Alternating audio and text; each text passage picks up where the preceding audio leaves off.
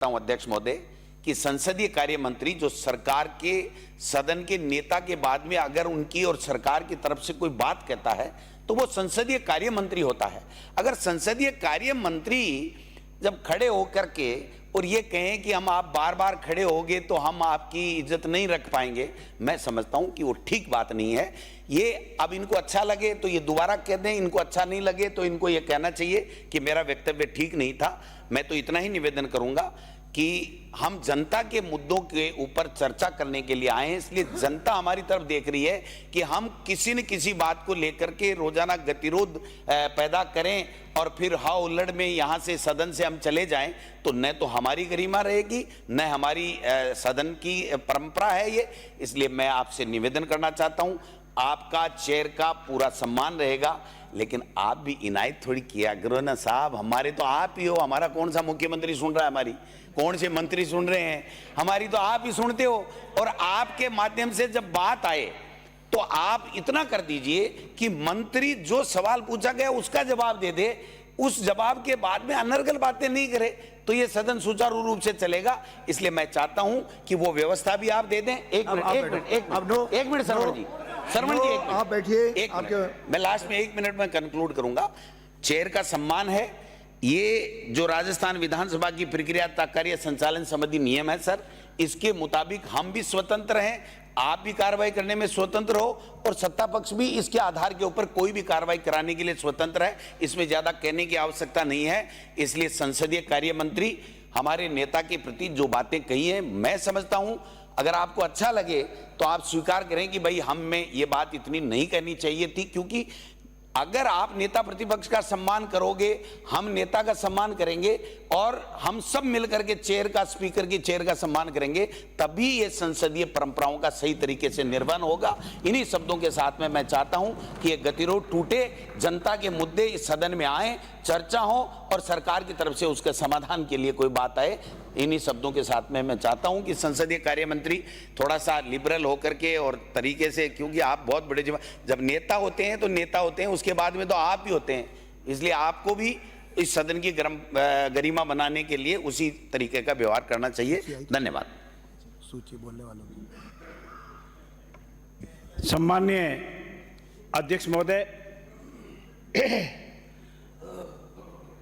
अभी प्रतिपक्ष के साथी ने, वरिष्ठ साथी ने, एक हमारे प्रदेश की सबसे बड़ी पार्टी के नेता ने जो भी वक्तव्य दिया है वो उसकी सराहना की जा सकती है, कोई गलत उसमें नहीं है। मैं आज इस सदन में हम सत्ता पक्ष की ओर से, सभी माननीय सदस्यों की ओर से आपको ये विश्वास दिलाना चाहता हूं कि हमारे लिए आपका आसन विक्रमादित्य के आसन से कम नहीं है। मैं आपको मेरे सत्ता पक्ष के सभी सदस्यों की ओर से यह भी विश्वास दिलाता हूं कि हमने कभी भी आसन के किसी भी आदेश की अवहेलना करने की कोशिश नहीं की और न हम कभी भविष्य में करेंगे।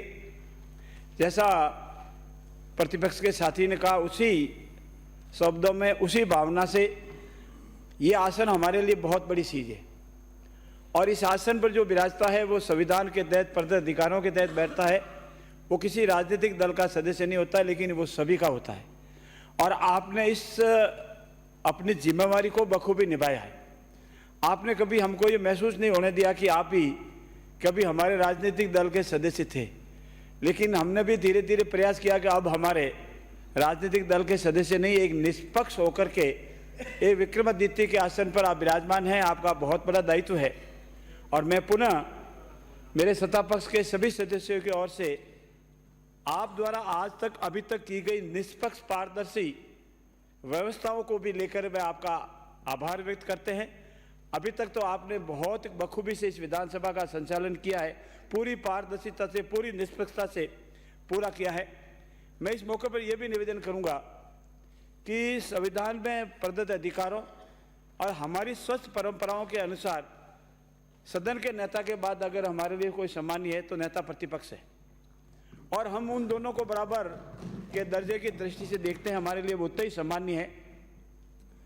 मैंने पूर्व में अपने वक्तव्य में कहा था कि माननीय प्रतिपक्ष के नेता बार बार अगर हो जाते हैं तो हमारे थोड़ा सम्मान में कमी आ जाती है, लेकिन उसका कोई अदरवाइज मतलब नहीं ले रहे।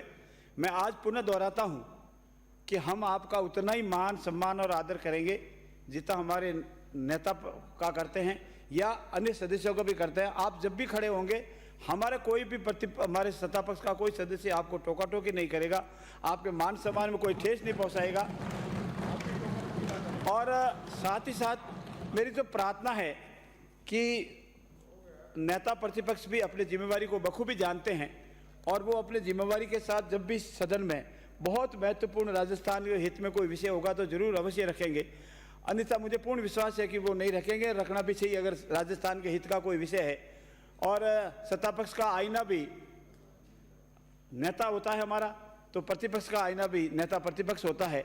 साथ ही साथ मैं माननीय अध्यक्ष ये भी निवेदन करूंगा कि भविष्य में हम सब दोनों मिलकर के, पक्ष और प्रतिपक्ष दोनों मिलकर के इस सदन की गरिमा को कायम रखेंगे, इस गरिमा को आगे बढ़ाएंगे और ऐसा कोई भी कार्रवाई, वक्तव्य या एहसास नहीं कराएंगे जिससे लगे कि इस सदन में गतिरोध हो रहा है। गतिरोध को समाप्त करने के लिए दोनों पक्षों ने जो अपना ठीक से वक्तव्य दिया, अपना सहयोग दिया, उसके लिए भी मैं उनका मेरी ओर से और सत्ता पक्ष के ओर से आभार व्यक्त करता हूं कि सदन चलना चाहिए। हमारे जनता की 8 करोड़ जनता की आवाज़ इस सदन में आनी चाहिए और हमारा आप जो भी प्रतिपक्ष के नेता जो भी अपनी प्रश्न के मार्फत है या किसी मार्फत है नियमों में आएंगे, हमारा सत्ता पक्ष और हमारे विशेषकर मंत्रिपरिषद के सदस्य उनका पूर्ण रूप से तथ्यों के साथ जवाब देंगे। इसमें किसी तरह का कोई कमी नहीं, न पहले रही है न कभी भविष्य में रहेगी। पुनः मैं आपके प्रति, आपके आसन के प्रति हम सब सत्ता पक्ष के सदस्य पूरी नम्रता के व्यवहार के साथ आदर, मान और सम्मान करते हैं, रेस्पेक्ट करते हैं और हमारे नेता प्रतिपक्ष के प्रति भी उतना ही हम सम्मान रखेंगे। बहुत बहुत धन्यवाद। धन्यवाद सर। माननीय सदस्यगण, जब सदन गठित हुआ और अध्यक्ष का चुनाव हुआ, आप सब लोगों ने जिस रूप में भावनाएं व्यक्त की थीं, वे मन को प्रफुल्लित करने वाली थीं कि सबका विश्वास है, इस आधार पर मैंने ये दायित्व किया। मैं कभी भी किसी पद के पीछे नहीं रहा, चाहे मंत्री था चाहे विधायक था। मेरा कभी राजनीति में रुचि भी नहीं थी, लेकिन राजनीति में आया और सबकी सेवा करने का मौका मिला। और जिस रूप में यहाँ पर दोनों पक्षों को, मैंने पहले दिन ही कहा था कि मैं जब कॉपी जांचता हूँ तब किसी का बाहर रोल नंबर या नाम नहीं होता, निष्पक्ष रूप से उस मार्किंग जो उसने लिखा है उसके आधार पर अंक देता हूँ। यही मैंने उसको व्यवहार में लाने की प्रयास किया। और अभी भी आपने जो भावनाएं की, मुझे आज भी इधर वाले कहते हैं कि आप इनका पक्ष ले, तो इधर वाले कहते हैं इधर, स्वाभाविक है ये चीज़। घर में भी कोई बेटा होता है तो बड़ा बेटा कहता है आप छोटे का ज़्यादा ध्यान रखते हो, छोटा कहता है आप बड़े की ज़्यादा बात मानते हो। ये एक स्वाभाविक है परिवार में। तो उस आधार पे किया और मैंने कोशिश की कि सबको साथ लेके चलें। बीच में 2-3 बार गतिरोध भी आया, उसको भी बुला करके मैंने सबसे बात की। लेकिन एक मेरा कहना आवश्यक है कि जो 269 अपन देखते हैं, आप सब भी इधर से विपक्ष नेता और वरिष्ठ लोग और इधर भी संसदीय मंत्री और बाकी मंत्री लोग माननीय सदस्यों को ये पूरी जानकारी दें कि सदन है, गरिमा है। कोई आता है तो हमको उठ के खड़ा होना पड़ता है, कि आते हैं तो किसके आगे से नहीं निकलते हैं, वेल से छोटी छोटी बातें मुझे बार बार दोहराने नहीं पड़े। अब जब कभी कोई नेता भाषण कर रहा हो तो बीच में नहीं टोकते, विपक्ष का नेता कह रहे हो तो इधर के नहीं टोकें। लेकिन मुझे ध्यान है कि जब कभी बात होती है तो फिर वित्त मंत्री भी बोलते हैं तो बीच में नहीं करते हैं। लेकिन इस बार चाहे इधर के चाहे उधर के बीच में जो बात हो रही थी वह उचित नहीं है, सदन की गरिमा के अनुकूल नहीं है। आप और हम सबको 8 करोड़ जनता देखती है और उस समय हम यदि सदन का, दायित्व का, पद का सम्मान नहीं करेंगे तो घर में बच्चे भी हमारा सम्मान नहीं करेंगे। इसलिए आप सब से अपील करता हूँ, हम सब एक दूसरे का सम्मान करें। हम सब सदस्य हैं, आखिर चुन करके आए, लेकिन यदि हम बड़े का सम्मान नहीं रखेंगे, दायित्व का सम्मान नहीं रखेंगे, फिर मैं समझता हूँ कि अपन फिर जीवन में कुछ भी नहीं कर सकते। तो आज जो कुछ हुआ उसे निश्चित रूप से अपन सोचेंगे, इन बातों को अपन भूल करके आगे के लिए एक नया इतिहास रचें और नई व्यवस्थाएं करें। तो मेरा आप सबसे अपील है कि सदन की मर्यादाओं को रखते हुए और जो कुछ भी परंपराएं, मर्यादा हैं, मान लो कोई बात भी होती है तो कमरे में आकर के कर लें। कल भी मैंने आग्रह किया था कि आप मेरे कमरे में आ जाएं, दोनों मिलकर के जो भी असंसदीय होगा, असंवैधानिक होगा, अमर्यादित होगा, उसको निश्चित रूप से पहले भी करते आए, वह भी करने थे। उसे आज भी मैंने ये तीनों जो आपने किया, श्री अविनाश गहलोत जो मंत्री महोदय ने अपने जवाब में जो कुछ लाइनें कही, श्री विपक्ष के नेता ने भी जो कुछ बातें, महंगाई, महामानव, ऐसा जो भी मैं शब्दों को रिपीट नहीं करता, श्री हरीश चौधरी जी की कोई कविता, इन तीनों को मैं अपने आपत्ति के आधार पर कार्रवाई से निकाल रहा हूं। अब मैं सोचता हूं कि इससे बहुत ज़्यादा कहने की आवश्यकता नहीं है। सदन की कार्रवाई जो पहले आज काफ़ी भाषण है। सबसे पहले सदन की मेज पर रखे जाने वाले पत्र आदि, वार्षिक प्रतिवेदन, श्री प्रेमचंद बैरवा। माननीय अध्यक्ष महोदय, मैं आपकी अनुमति से पंडित दीनदयाल उपाध्याय शेखावाटी विश्वविद्यालय शिक्षक अधिनियम 2012 की धारा 42 के अंतर्गत पंडित दीनदयाल उपाध्याय शेखावाटी विश्वविद्यालय शिक्षक का वार्षिक प्रतिवेदन 2023-24 सदन की मेज पे रखता हूँ। श्री ए.के. विश्नोई। अध्यक्ष महोदय, मैं आपकी अनुमति से कंपनी अधिनियम 2013 की धारा 394 के अंतर्गत Rajasthan state seeds corporation limited का 45वां वार्षिक प्रतिवेदन वर्ष 2022-23 सदन की मेज पर रखता हूँ। अनुदानित मांगों पर विचार व मतदान, श्री गजेंद्र सिंह। माननीय अध्यक्ष महोदय, मैं आपकी अनुमति से प्रस्ताव करता हूं कि मांग संख्या 27 चिकित्सा एवं स्वास्थ्य के संबंध में 31 मार्च 2025 को समाप्त होने वाले वर्ष में किए जाने वाले व्यय के निमित्त राज्यपाल महोदय को रुपये 1,18 करोड़ 31,78,000 तक की राशि, जिसमें लेखानुदान द्वारा प्रदत्त राशि भी सम्मिलित है, प्रदान की जाए। अध्यक्ष महोदय, मैं आपकी अनुमति से प्रस्ताव करता हूं कि मांग संख्या 28 चिकित्सा शिक्षा के संबंध में 31 मार्च 2025 को समाप्त होने वाले वर्ष में किए जाने वाले व्यय के निमित्त राज्यपाल महोदय को रुपये 54,55 करोड़ 3,08,000 तक की राशि, जिसमें लेखा अनुदान द्वारा प्रदत्त राशि भी सम्मिलित है, प्रदान की जाए। माननीय सदस्यों से एक निवेदन है कि आपके सचेतकों ने जो सूची दी है वो कोई लंबी है, उस पर आप पुनर्विचार करके फाइनल बता दें कि सदन कब तक चलाना, सदन को तय करना है। लेकिन अभी बहुत बड़ी, इधर से तो हैं आपके लगभग 24 नाम विपक्ष के और 17 नाम पक्ष के, तो 24 और 7 31 और 10 41, और यदि प्रारंभिक के मिनट अधिक गिनेंगे तो आप देखो कम से कम ये रात के 11-12 बजे तक चर्चा होगी। इसलिए पुनर्विचार करके मुझे बता दें, लेकिन जिसके लिए जितना समय अलॉटेड है उतने समय में अपने को करें, कोई बढ़ाने की व्यवस्था न करें। पहले और दूसरे के लिए तो इन्होंने कुछ मिनट तय किए हैं उसको ओपनर के, बाकियों के लिए 10-10 मिनट हैं, कोई भी 11 मिनट तक न जाए और वहीं अपना वक्तव्य समाप्त करें, ऐसा मेरा सबसे निवेदन है। श्री कालीचरण सराफ।